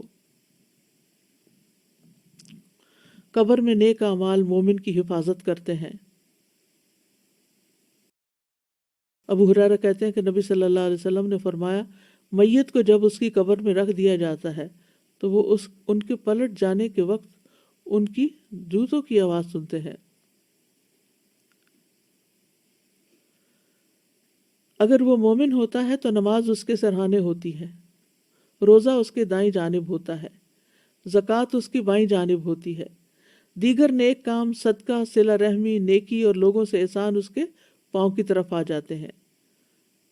اگر اس کے سرہانے کی طرف سے آ جاتا تو نماز کہتی ہے میری طرف سے آنے کا راستہ نہیں، اور پھر اس کے دائیں جانب سے آ جاتا ہے تو روزہ کہتا ہے میری طرف سے آنے کا راستہ نہیں، پھر اس کے بائیں جانب سے آ جاتا ہے تو دیگر نیکی، نیک کام، صدقہ، صلہ رحمی، نیکی، لوگوں سے احسان اس کے دونوں پاؤں ہوتے ہیں، پھر اس طرف سے آتا ہے تو زکوٰۃ بائیں طرف ہوتی ہے، اور یہ صدقہ خیرات سارا کچھ پاؤں کی طرف ہوتا ہے۔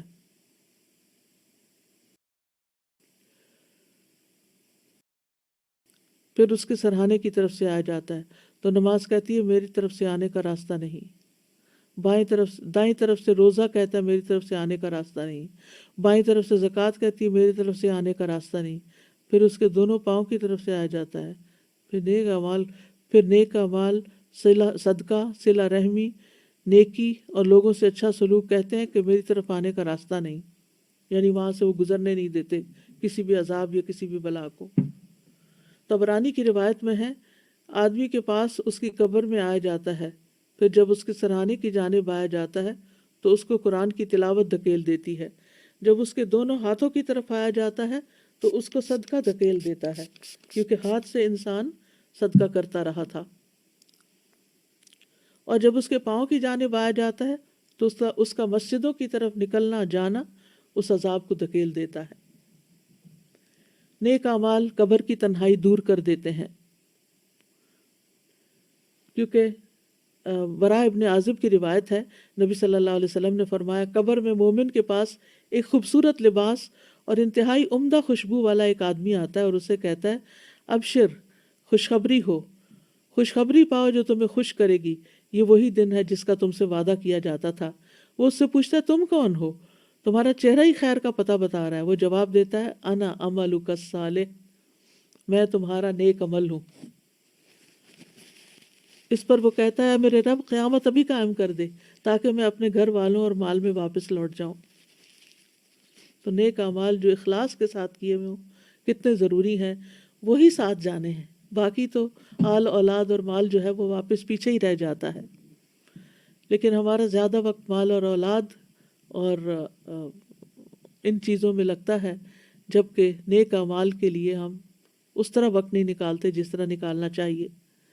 مومن کے لیے قبر روشن اور وسیع ہو جاتی ہے، 14ویں کے چاند کی طرح کی روشنی کر دی جاتی ہے، 70 ہاتھ قبر کشادہ کر دی جاتی ہے، اس پر سبزے سے بھر دی جاتی ہے اس دن تک کے لیے جب وہ اٹھائے جائیں گے۔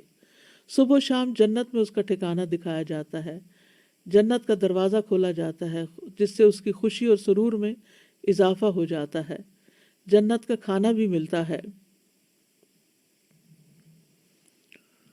جو نیک لوگ ہوتے ہیں، یعنی جتنے زیادہ اللہ کے فرما بردار اور نیک اعمال والے، ان کی اتنا ہی اعزاز اور تکریم۔ وہ گھر والوں کو خبر دینے کی تمنا کرتا ہے کہ میرے پیچھے والوں کو بتا دیا جائے۔ مومن کو سکون کی نیند سے سلا دیا جاتا ہے، لیکن غیر مومن کی موت کا منظر بہت ہی ہولناک ہے۔ اگر مرتے وقت اس کی سزائیں کیا ہوتی ہیں، اگر وہ جھٹلانے والے گمراہوں میں سے ہو تو کھولتا ہوا پانی اس کی مہمانی ہوگی اور وہ دوزخ میں دھکیل دیا جائے گا۔ یہ سورۃ الواقعہ میں آتا ہے۔ فرشتے جو آتے ہیں ان لوگوں کے پاس جو اپنی جانوں پر ظلم کرتے ہیں تو وہ ہتھیار ڈال دیتے ہیں، وہ کہتے ہیں ہم تو برے کام نہیں کر رہے تھے۔ فرشتے کہتے ہیں کیوں نہیں، جو کچھ تم کر رہے تھے اللہ یقیناً اسے خوب جانتا ہے۔ اب جہنم کے دروازوں میں داخل ہو جاؤ، تم ہمیشہ یہاں رہو گے، غرض تکبر کرنے والوں کا انجام بہت برا ہے۔ پھر ایک اور یہ سورۃ النحل کی آیتوں کا ترجمہ تھا۔ الانفال میں آتا ہے، کاش آپ اس وقت دیکھتے جب فرشتے ان مقتول روح کافروں کی روحیں قبض کر رہے تھے تو ان کے چہرے اور ان کی پشتوں پر ضربیں لگا رہے تھے، مار رہے تھے ان کو، کہہ رہے تھے اب جلانے والے عذاب کا مزہ چکھو۔ کافر کی روح لینے کے لیے سیاہ چہروں والے فرشتے اترتے ہیں جن کے پاس ٹارٹ ہوتے ہیں، اور پھر وہ جب جان نکال لیتے ہیں، جان نکالنے لگتے ہیں تو روح دوڑنے لگتی ہے اندر۔ ملک الموت اسے اس طرح کھینچتے ہیں جیسے گیلی اون سے سیخ کھینچی جاتی ہے، پھر اس کو پکڑ لیتے ہیں اور ایک لمحے کے لیے بھی اس کو نہیں چھوڑتے اور اس ٹارٹ میں لپیٹ کے لے جاتے ہیں۔ کافر اللہ کی ملاقات کو پسند نہیں کرتا، مسلسل عذاب ہی کی خبر اس کو ملتی رہتی ہے۔ خبیث روح سے انتہائی بدبو اٹھتی ہے، آسمان کے دروازے اس کے لیے نہیں کھولے جاتے، آسمان سے سجین میں گرا دیا جاتا ہے۔ فرشتوں کے جس گروہ کے پاس سے گزر ہوتا ہے وہی گروہ کہتا ہے ما ھذا الروح الخبیث، یہ خبیث روح کس کی ہے؟ تو فرشتے اس کو جو اٹھائے ہوئے ہوتے ہیں اس کا بدترین نام بتاتے ہیں جو دنیا میں اس کا کوئی لیتا ہوگا۔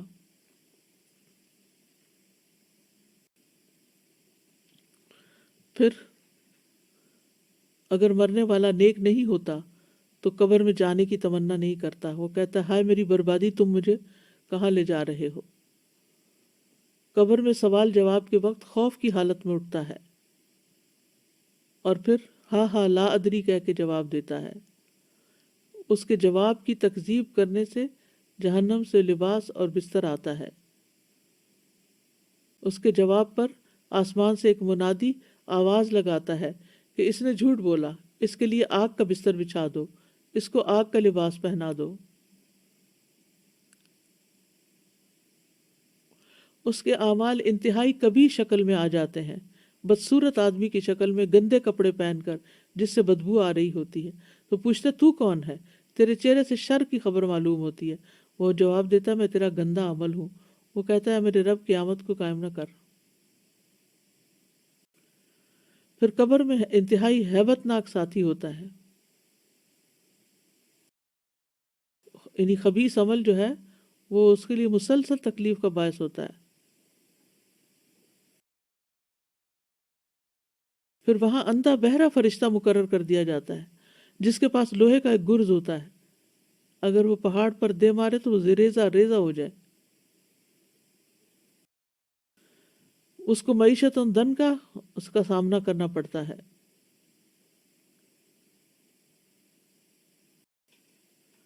پھر قبر میں کوئی عمل موجود نہیں ہوتا، حسرت کے لیے جنت کا ٹھکانہ دکھایا جاتا ہے، اور قبر میں اس کو نیند کی سی کیفیت ہوتی ہے لیکن ساتھ بچھو سانپ وغیرہ کاٹتے رہتے ہیں، تو یہ کہا جاتا ہے منحوس کی سی نیند سو جا۔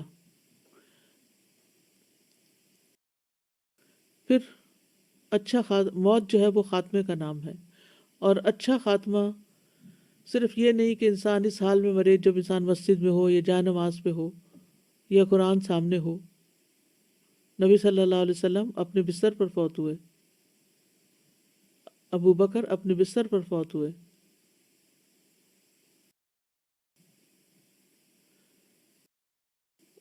پھر اسی طرح یہ ہے کہ اچھا خاتمہ انسان کا یہ ہے کہ انسان کتاب و سنت پر ہو، تمام چیزوں پر ایمان رکھے جو ایمان لانے والی ہیں، اور ہر اس چیز سے بچے جس سے بچنا ضروری ہے۔ ہم انسان ہیں، کمزور ہیں، ہم سے غلطیاں ہو جاتی ہیں، لیکن بار بار پلٹ آنا چاہیے تاکہ ہمیں موت سے پہلے اطاعت کی توفیق مل جائے۔ حسن خاتمہ اصل میں کیا ہے؟ وہ یہ ہے کہ بندے کو موت سے پہلے اس کی توفیق دے دی جائے کہ وہ ہر اس عمل سے دور ہو جائے جو رب سبحانہ و تعالیٰ کو ناراض کرتا ہے، اور گناہوں اور نافرمانیوں سے توبہ کی توفیق مل جائے، توحید پر خاتمہ ہو، لا الہ الا اللہ پر، موت سے پہلے ہدایت مل جائے۔ حسن خاتمہ کے اسباب کیا ہیں؟ حسن خاتمہ میں اگر کوئی چاہتا ہے کہ اس کا خاتمہ اچھا ہو تو زندگی میں اللہ کی اطاعت پر قائم رہے اور تقوی اپنے اندر پیدا کرتا رہے۔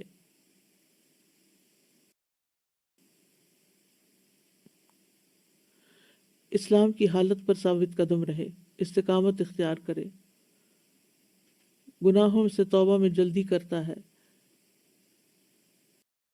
گڑ گڑا کر حسن خاتمہ کی دعائیں ہم سب کو کرنی چاہیے، اور خصوصاً ہم اس آخری عشرے میں اپنی دعاؤں میں یہ بات ضرور یاد رکھیں۔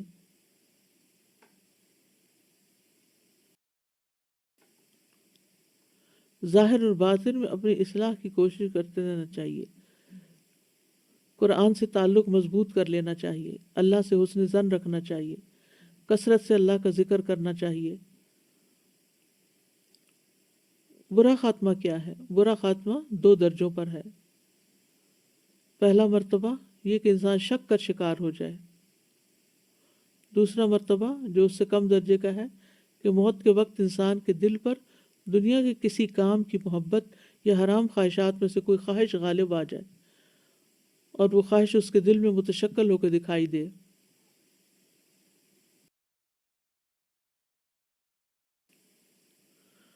برے خاتمے کی وجوہات کیا ہوتی ہیں؟ عقیدہ کا بگاڑ، شرک پہ خاتمہ ہونا، استقامت نہ ہونا، اللہ اور اس کے رسول کی مخالفت کرنا، نبی صلی اللہ علیہ وسلم کا مذاق اڑانا، دین سے پھر جانا، اللہ کی ناراضگی کے کام کرنا، نافرمانیوں میں لگے رہنا۔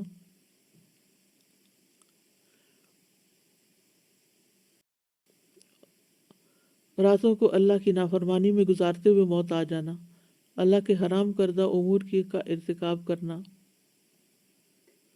دنیا میں ہی مگن ہو جانا، خودکشی کر لینا، جھوٹے الزام لگانا، لوگوں کو گمراہ کرنا۔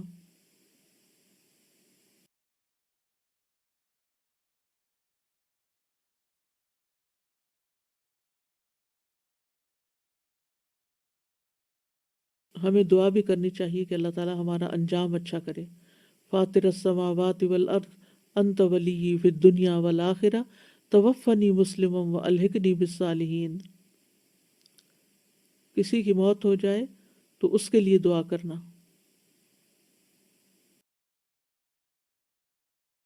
بری موت سے پناہ مانگنا چاہیے، بری بیماریوں سے بھی پناہ مانگنی چاہیے۔ اللہ کی راہ میں شہادت کی دعا، شہد اللہ اللہم ارزقنی شہادتا فی سبیلک وجعل موتی فی بلد رسولک صلی اللہ علیہ وسلم۔ نیک لوگوں کے ساتھ فوت ہونے کی دعا کرنی چاہیے، نیک لوگوں کے ساتھ ملنے کی دعا کرنی چاہیے، رفیق اعلیٰ سے ملنے کی دعا کرنی چاہیے، عذاب قبر سے پناہ مانگنا چاہیے۔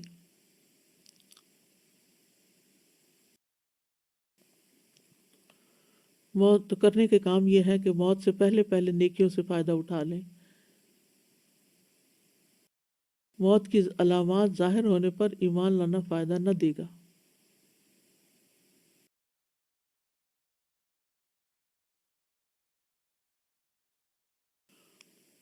موت سے پہلے توبہ کر لینی چاہیے، زندگی کے آخری لمحات کے لیے بھرپور کمائی کرنی چاہیے، موت سے غافل نہیں ہونا چاہیے، موت کا ذکر کرتے رہنا چاہیے، اس میں غور و فکر کرنا چاہیے۔ ایسا کوئی کام نہیں کرنا چاہیے جو موت کے وقت حسرت کا باعث ہو۔ موت کو کثرت سے یاد کرنا چاہیے۔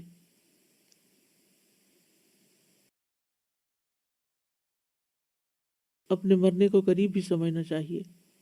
موت، قیامت اور آخرت سے کا کثرت سے اپنے بچوں سے، گھر والوں سے تذکرہ کرتے رہنا چاہیے۔ موت کو یاد کرنے کے فائدے کیا ہوتے ہیں؟ یہ کہ انسان توبہ جلدی کرتا ہے، اس کے دل میں قناعت ہوتی ہے، اس کی عبادت میں سرگرمی ہوتی ہے، دنیا کی لذتوں سے دور ہوتا ہے، زندگی کا رخ بدل جاتا ہے، دوسروں کی مصیبتیں بھی ہلکی لگتی ہیں۔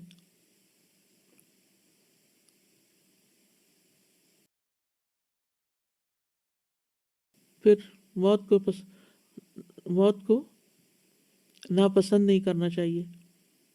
جس عمل کی وجہ سے موت ناپسند ہو اس کو چھوڑ دیں، جنت کی فکر کریں کیونکہ وہاں موت نہیں ہوگی، موت کی تمنا کریں۔ اور پھر مرنے والوں کو کلمے کی تلقین کریں، لا الہ الا اللہ، وآخر دعوانا ان الحمد للہ رب العالمین، سبحانک اللہم وبحمدک، اشہد ان لا الہ الا انت، استغفرک واتوب الیک۔ السلام علیکم ورحمۃ اللہ وبرکاتہ۔ وعلیکم السلام ورحمۃ اللہ وبرکاتہ۔ جی الحمدللہ ہمارا آج کا سیشن استاذہ کے ساتھ کمپلیٹ ہو گیا۔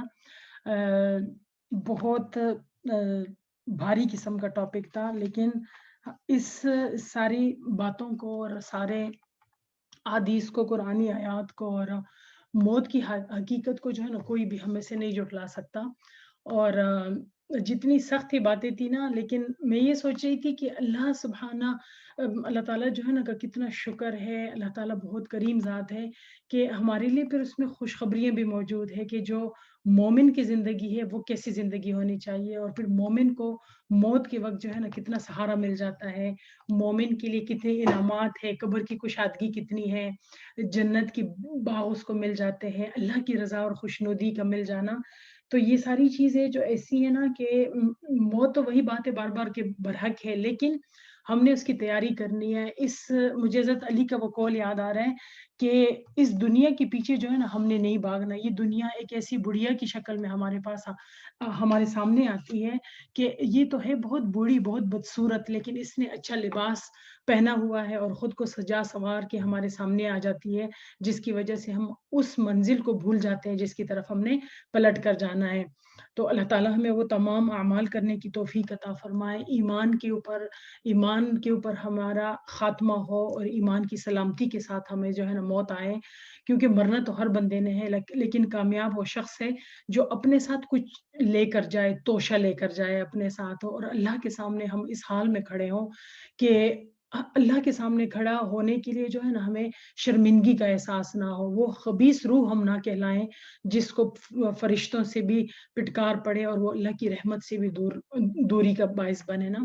تو اللہ تعالیٰ جو ہے نا ہمارے لیے بہت آسانیاں پیدا کرے، ہمیں صراط مستقیم پر چلائے، ایسے ہی چلا دے جیسے چھوٹے بچے کو انگلی پکڑ کر چلایا جاتا ہے، ہماری ایسی رہنمائی فرمائے، کیونکہ ہم اپنے اعمال کے اوپر ہو نا تو ہم کچھ بھی نہیں ہے، کچھ بھی نہیں کر سکتے، لیکن اللہ کی رحمت اور فضل اگر ہمارے شامل حال رہی تو انشاءاللہ امید کرتے ہیں کہ ہمارا بیڑا جو ہے نا پار ہو ہی جائے گا۔ اللہ تعالیٰ سے بہت آسانیوں کی دعائیں مانگتے ہیں، اور تھوڑا سا مزید ڈسکس کرتے ہیں آپ کے لیے، تھوڑے سے ڈسکشن ٹائم ہے اور کوئز ٹائم ہے آپ کے لیے کہ کتنا سمجھ آیا ہے، اور تھوڑے سے کوسچن آپ کے سامنے میں رکھوں گی تو آپ تھوڑا سا آنسر کرتے جائیں، لکھتے جائیں اپنے اس پہ کہ ان سوالوں کے جوابات کیا ہیں آپ کے خیال میں۔ پہلا سوال آپ کے سامنے، سکرہ سے کیا مراد ہے؟ سکرہ سے کیا مراد ہے؟ جی اس سے مراد سختی ہے، اور کیا ہے؟ وہ سختی جو عقل جی ختم کر دے۔ جی ہم نے کیا اس کا آنسر لکھا ہوا ہے؟ موت کی سختی۔ جی سارے آنسرز آپ کے تقریباً درست ہے۔ اس سکرہ سے مراد ہے وہ سختی جو آپ کی عقل کو ختم کر دیتی ہے، اور اس کے بارے میں راغب کہتے ہیں کہ ایک ایسی حالت ہے جو انسان اور اس کے عقل کے درمیان حائل ہو جاتی ہے، اور اکثر یہ چیز نشہ پیدا کرنے والے مشروبات میں استعمال کی جاتی ہے، مطلب ہے کہ وہ عقل کے اوپر چھا جاتی ہے، اور جو چیز آپ کی عقل کو ڈھانپ دے وہ پھر ہدایت کی طرف نہیں آتی۔ شکر کو غصے کے معنی میں بھی استعمال کیا جاتا ہے، بس کہا جاتا ہے کہ غصے، عشق اور اونگ نے نشے میں ڈال دیا ہے۔ جی اگلا سوال ہے ہمارے پاس کہ موت کی 3 مصیبتیں کون کون سی ہے؟ جب کوئی بندہ مرتا ہے تو وہ کون سی مصیبت اس کو، کون سی چیزیں یا کون سی وہ حالتیں ان کے سامنے آتی ہے جس کی وجہ سے جو ہے نا اس کو مصیبت لگنا شروع ہو جاتی ہے؟ جی فرشتے دیکھنا۔ جی پہلا اس کا آنسر ہے، اس کے 3 جوابات ہیں۔ فرشتوں کو وہ دیکھتا ہے، جو فرشتے جو ہے نا اس کی سب سے پہلے تو یہ نا وہ فرشتے جو مطلب پہلی دفعہ آپ کے سامنے ایک ایسی چیز آ جائے جو آپ نے کبھی دیکھی نہیں ہے، تو اس سے بڑی مصیبت کوئی اور ہو سکتی ہے؟ اور پھر موت کے فرشتے، اور रूह का खींचते हैं, रूह को खींचने वाले फरिश्ते जो है ना, वही है ना कि वो आ जाते हैं। और उसके अलावा कौन से इसके वो है हालतें हैं कि मौत के वक़्त 3 सख्तियाँ, मौत की 3 मुसीबतें कौन सी है? नंबर 1 जी सिस्टर आपने बिल्कुल सही कहा सिस्टर समीना, हिफ़ाज़त वाले फरिश्ते, ये भी इसका एक आंसर है। मौत की मुसीबतों में से क्या है कि रूह खींचने की सख्ती, मौत के फरिश्ते की सूरत को देखना और वो खौफ जो उस फरिश्ते को देखकर पैदा होता है। और उन 2 फरिश्तों को देखना जो हिफ़ाज़त पर मामूर होते हैं। मतलब ज़ाहिर है फरिश्ते हमारे लिए जो है ना अनजान मखलूक है, तो जब उसको देखते हैं मौत के वक़्त तो वो सख्ती जो है ना इंसान की और बढ़ जाती है। जी, अगला आंसर है, टाइम भी हमारे पास थोड़ा-सा कम है। क्या तमाम इंसानों की मौत एक जैसी होती है?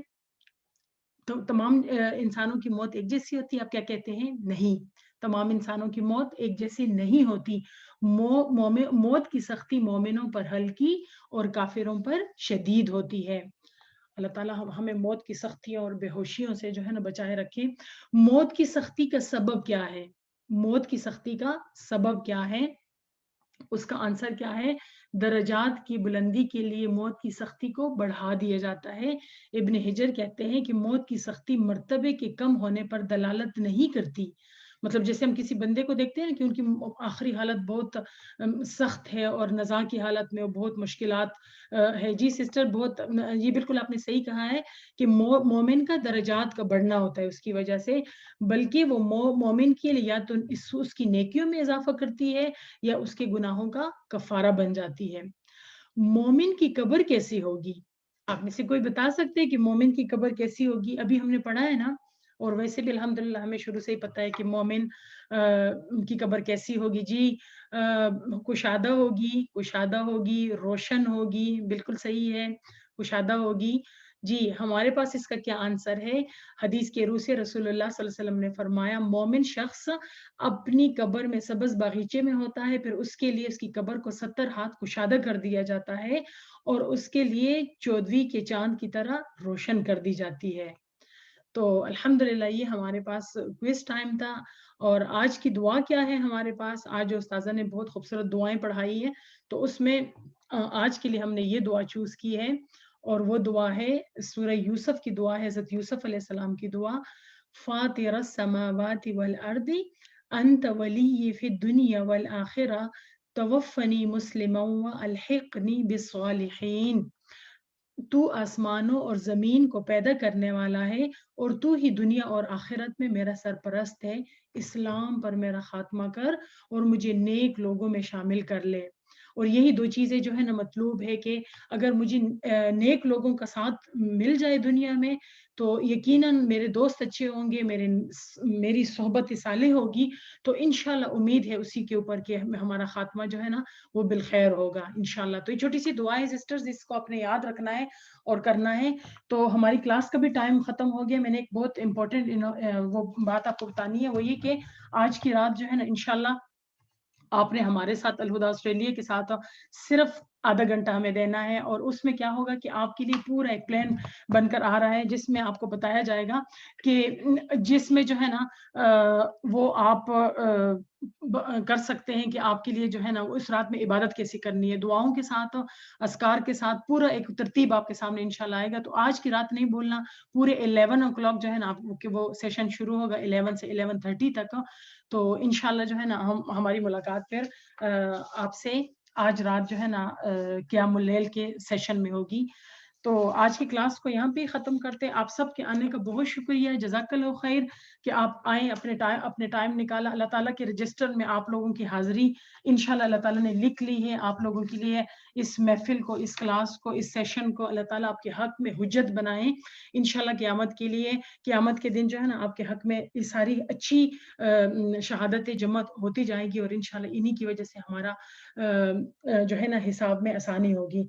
दुआ के साथ ख़त्म करते हैं इंशाल्लाह और कल दोबारा से आपके साथ मुलाकात होगी। इंशाल्लाह रात को भी आपसे मुलाकात होनी है। जज़ाकल्लाहु खैरन कसीरा, बारिकल्लाहु फ़ीकुम। सुब्हानकल्लाहुम्मा व बिहम्दिका अशहदु अल्ला इलाहा इल्ला अंत अस्तगफिरुका व अतूबु इलैक। सुब्हान रब्बिका रब्बिल इज़्ज़ति अम्मा यसिफून व सलामुन अलल मुरसलीन वल्हम्दुलिल्लाहि रब्बिल आलमीन। अस्सलामु अलैकुम व रहमतुल्लाहि व बरकातुहू।